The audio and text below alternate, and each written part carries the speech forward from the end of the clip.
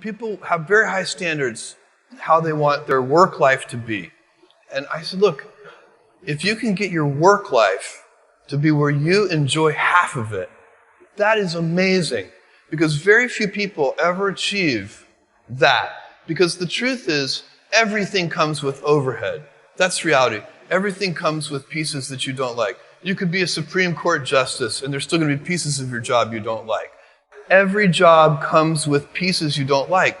And we need to say, that's part of it. You have to figure out how to set up your life in such a way that you can minimize the things. And I find people don't dislike hard work. What people dislike is being out of control. Like they can't control their life. They can't control their environment. This happens to me when I get overscheduled. I hate being overscheduled. I want some time to be able to think and free myself. We all have the same amount of time in the world. Nobody has more time than anybody else. And when you become a very successful person, one of the things, you start to get overscheduled.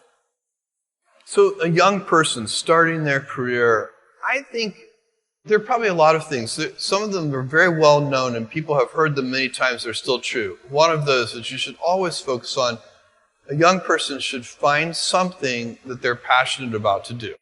And that's not going to surprise anyone. It's a clear thing to do. It's very hard. If you don't love your work, you're never going to be great at it. The other thing I would suggest to any young person, even before they start their career, is to really think about their choices. Because I find young people, and when I was young, I made this mistake too.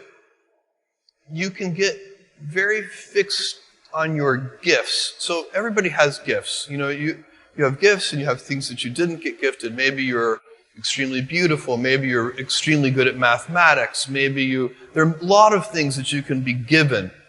But those things can confuse you because they're not the things that construct your life. It's your choices that construct your life, not your gifts. You can celebrate your gifts. Be proud of them. Be happy of them. Actually, don't be proud of them. Be celebratory of them. But you can't be proud because they're gifts. They were given to you. You didn't earn them. You can only be proud of the things you earn. And so, as I got older, I started to realize I wasn't proud of my gifts. I was always good at school. School was always easy for me. And I was always proud that I was a great student. I got A's in all my classes. I was good at math, all of that. And I thought that's who I was. But it's not true. Those are the things that are gifts. What was hard for me is deciding to work hard, deciding to use my gifts in certain ways, to challenge myself, to do things that I didn't think I could do, to put myself in uncomfortable situations. We all I would say to a young person, you can choose a life of ease and comfort, or you can choose a life of service and adventure. Which one of those, when you're 90 years old, are you going to be more proud of? My advice would be the same for any kind of entrepreneur, and that is make sure that you are focused on something you're passionate about. So if you look at the early internet companies, they were started and focused on doing something that they thought was very interesting long before the internet was fashionable in any way.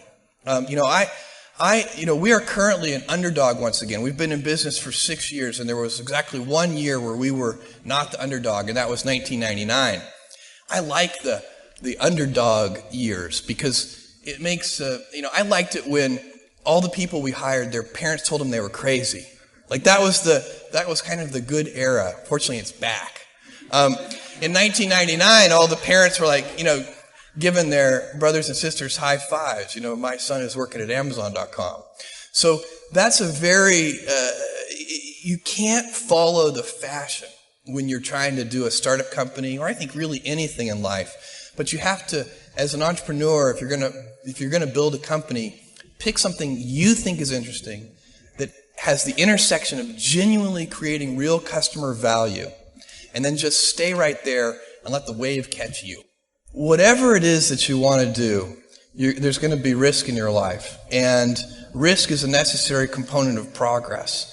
You can make any pioneering movements in the world of any kind, whether they be the geographical, physical exploration that I've just been talking about, or whether it be a more cerebral exploration of a scientific field. Or I bet you could ask that question of every speaker here, and I bet that every speaker here has taken substantial risks, whether it be intellectual or otherwise, to achieve what they've done.